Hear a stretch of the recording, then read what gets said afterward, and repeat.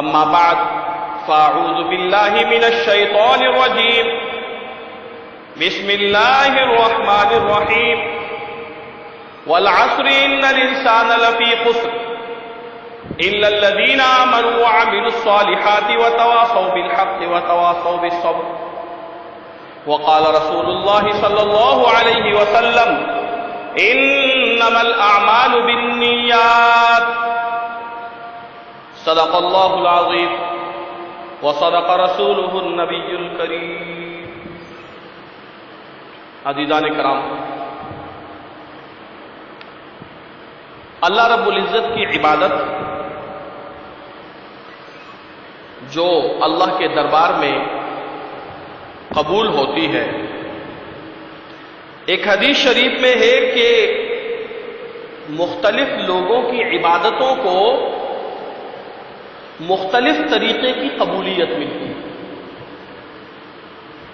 اس کی مثال یوں سمجھ لیں کہ امتحان دیتے ہیں 10 بچے، اب 10 بچوں نے جو کچھ لکھا ہے وہ ٹھیک بھی ہے، لیکن اس کے باوجود ان میں سے بعض کو پورے نمبر مل جاتے ہیں، بعض کو اس سے تھوڑے کم ملتے ہیں، بعض کو اس سے تھوڑے کم ملتے ہیں۔ ہر آدمی کے لکھائی کے انداز کے مطابق اس کو دیا جاتا ہے۔ تو امام کے پیچھے 10 افراد نماز پڑھتے ہیں، اللہ رب العزت ان میں سے بعض کو پورا کا پورا ثواب عطا فرما دیتے ہیں۔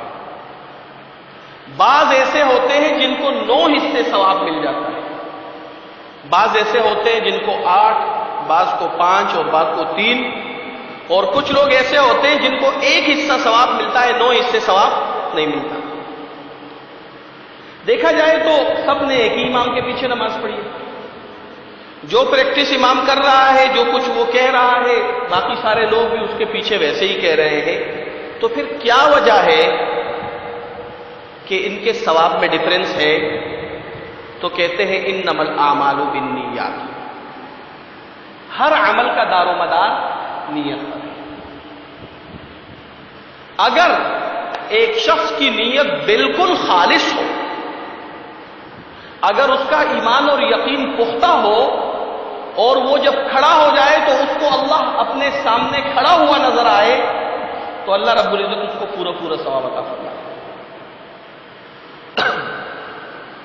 تو اس لیے پہلی بات تو یہ ہے، دیکھو رمضان کا مہینہ آ رہا ہے، بہت برکت والا مہینہ، اس مہینے کی ہر عبادت 70 درجے یا 700 درجے زیادہ ثواب رکھتی ہے۔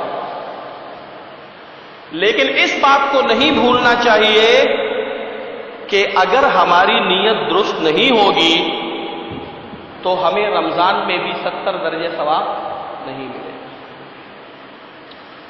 ایک حدیث میں نے آپ کے سامنے سنائی تھی کہ نبی کریم صلی اللہ علیہ وسلم ارشاد فرماتے ہیں کہ من قال لا الہ الا اللہ دخل الجنہ وَإِن زَنَا وَإِن سَرِقَ، جس نے بھی لا الہ الا اللہ کہا وہ جنت میں داخل ہوگا۔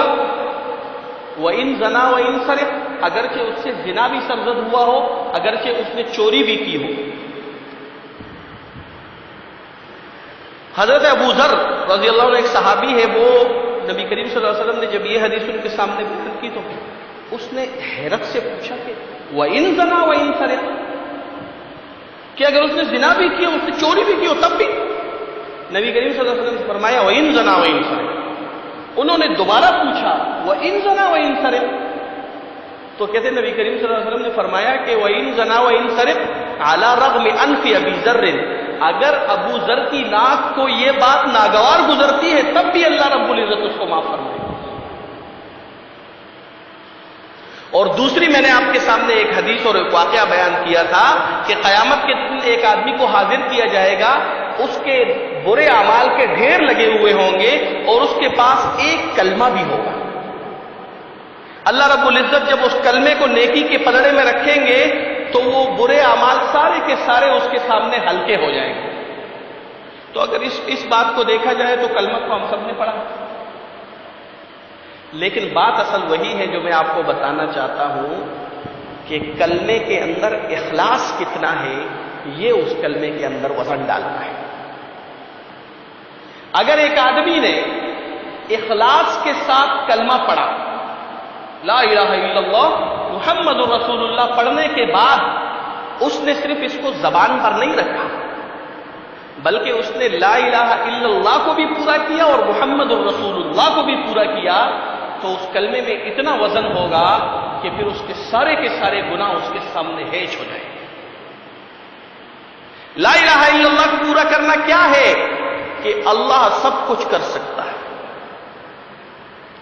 میری کامیابی، میری ناکامی، میری رزق، میری موت، میری زندگی، میری خوشی، میری غمی، میری اچھائی، میری برائی، اللہ سب کچھ کر سکتا ہے، اللہ کے علاوہ کوئی اور کچھ بھی نہیں کر سکتا۔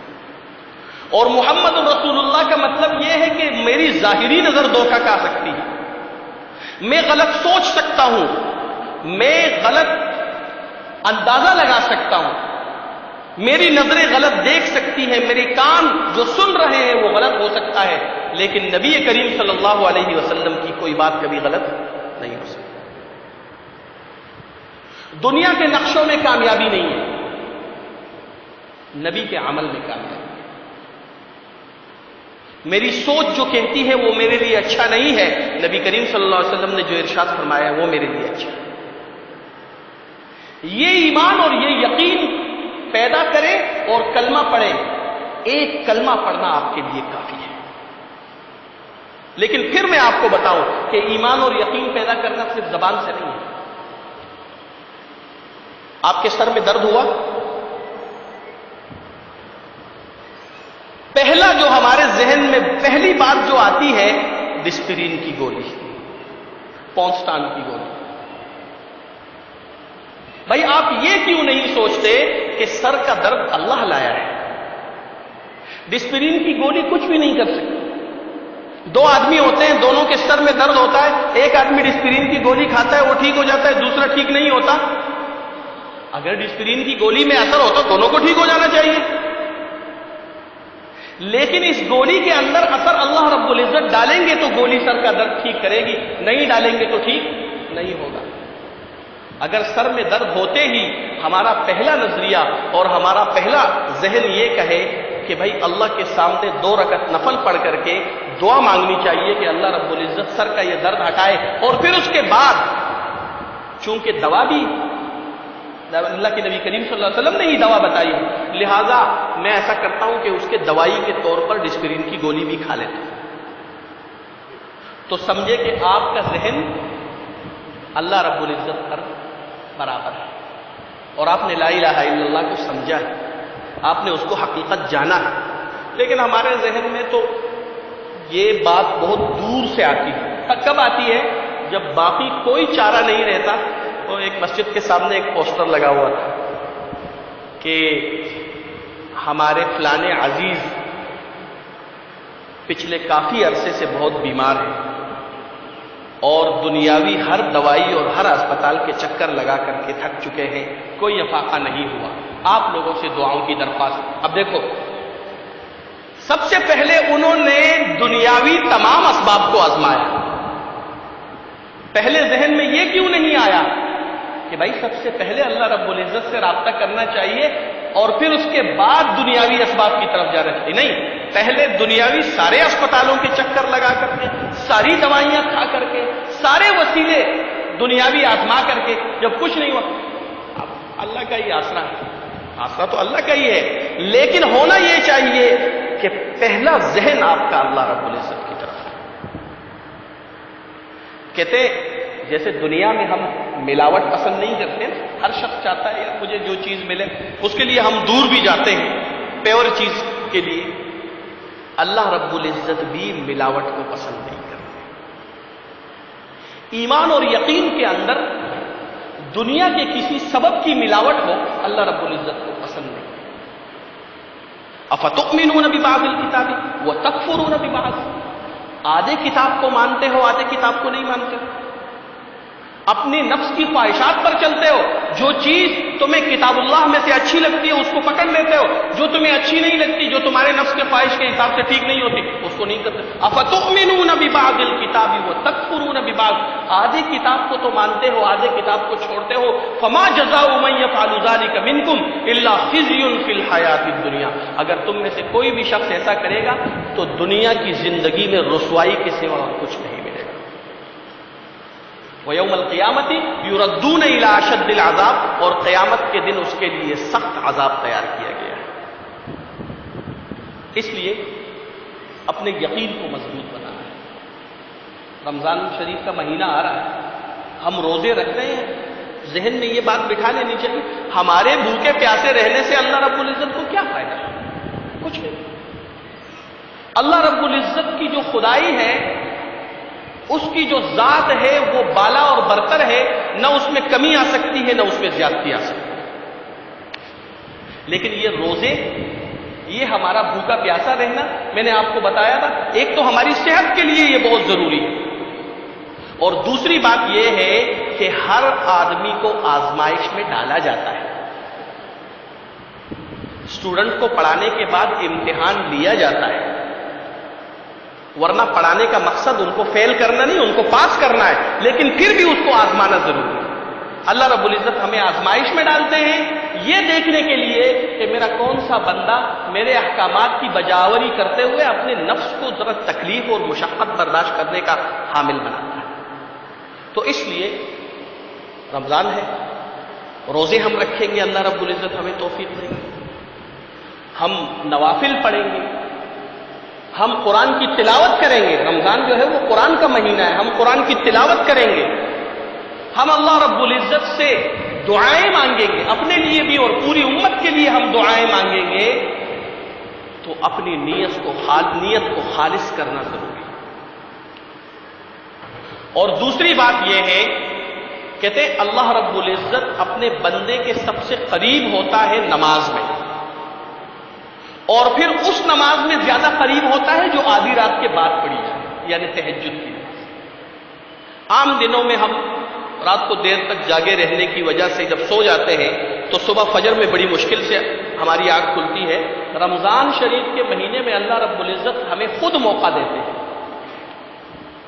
اور صبح کی فجر کی اذان سے لازماً ہر شخص کم از کم آدھا گھنٹہ پہلے تو ضرور اٹھتا ہے، تو ہم اپنے باقی معمولات، ہم سحری کریں گے، ہم نے فلاں کرنا ہے، جو بھی معمولات ہم بنا رہے ہیں، اس کے ساتھ ساتھ ہم 5 منٹ اس کام کے لیے بھی نکالیں کہ بھائی 5 منٹ اذان سے پہلے میں نے 2 رکعت نفل کی پڑھی تھی۔